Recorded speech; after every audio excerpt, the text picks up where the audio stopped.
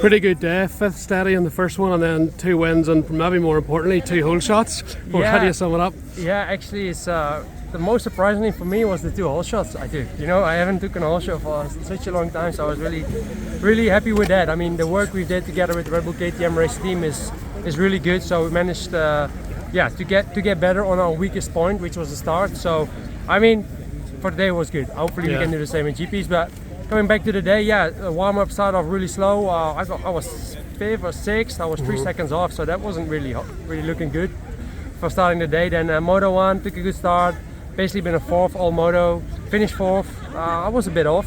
And then second Moto whole shot led all Moto, and same basically for the super final. Obviously we had to pass the 250 guys, but basically led the entire Moto with the 450. So no, I'm super happy with my day, and I know I'm kind of a diesel, so I know I should get better throughout the season and I do some more races because I haven't raced for a pretty long time. So no, I think the start off is pretty good. You had a lot of pressure from Glenn, both Motos and Roman. Glenn were really good. And no mistakes from you either, so good test for you for your first race back in a few months. Yeah, I just didn't take risks, just did my own pace, and if I felt comfortable, I hear Glenn coming sometimes left, right, so I was slightly went over a bit, but I kept it safe. I would never cross-rod jump or anything like this, but Glenn was really good. Glenn is always good. He was good last year. Always when I race him here, for some reason, he's always very good. So he rode good.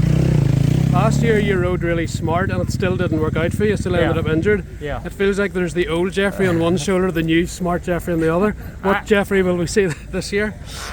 A mix of both. Okay. I mean, last year just was very unfortunate from the crash, but it's part of racing. I mean, it's a scary sport at times, and injuries are just around the corner. So when you're doing the sport, you know it can happen. And even though I tried to ride as smart as I could last year and try to take the minimum risks, I still got hurt. So you have to be a bit lucky as well. When you really needed the speed last year, you were able to show it again. Do you still feel you have that fastest man on the planet under the hood when you need it?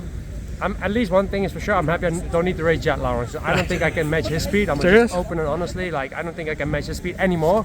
I think on my good days, like 2018, maybe I could have. But for me, he's the fastest guy around, Supercross and outdoors. You get all those Instagram marks, Jet versus Herlings. Nah, I think he's faster right now. So, but one day we have to race each other. I even talked to him on Instagram at some point last year, and I just said, mate, I got massive respect for you. At your age, to be so smart and to be so good, it's really impressive. And but I think when I want to become world champion, I don't need to race Jet Lawrence. So that's my luck. And I think we can still win the championship, but everything needs to go good. It's a very difficult test, but I do my best to reach it, and if not, the most important for me is just to help.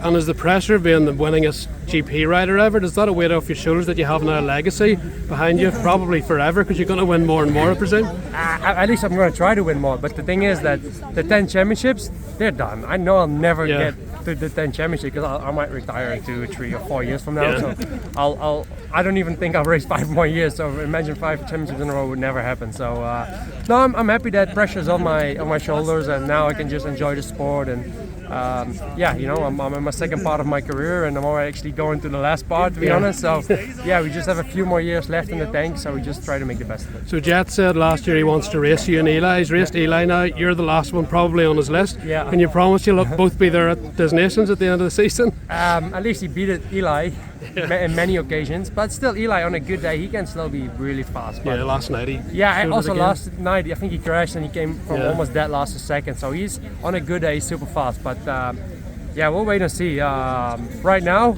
I got nothing for him, but maybe if the year continues and I get a bit faster, and we'll see. But like I said, I'm happy I don't need to race the guy right now. And just thoughts on Jorge Prado racing Supercross.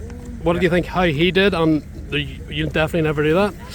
Yeah, he just played it safe. I think that's very smart. He played it safe, and he should have done that. I mean, he had just a big championship to lose in Europe. I mean, if he could get hurt there, then to win a championship in Europe would have been game over. So he did smart. Obviously, his results weren't that great. Somewhere around 10th average. Yeah. Okay, he won a heat race, but he hasn't.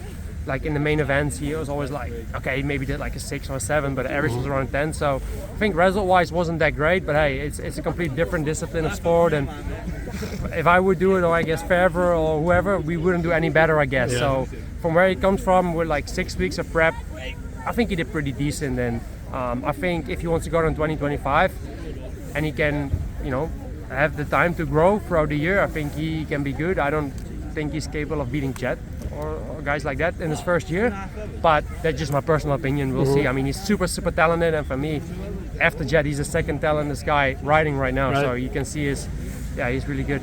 And finally, have you made any changes to the bike this year? Because a lot of people were talking about the frame last year. The Americans are riding a new frame this year. What have you done from last year to 24 bike-wise? We haven't done that much, honestly. Actually, I haven't done much. I can talk a lot, but actually we haven't really done much. So we did some things on suspension and stuff like that, and some engine parts, but nothing like big makeover or anything. Just some small adjustments, and I think they're positive. And shoulders, collarbones, everything healthy this year going into Argentina? Yeah, titanium plate on there, so I need to break both to get that thing broken again. Brilliant, thank you very much, Jeffrey. Thanks for the time.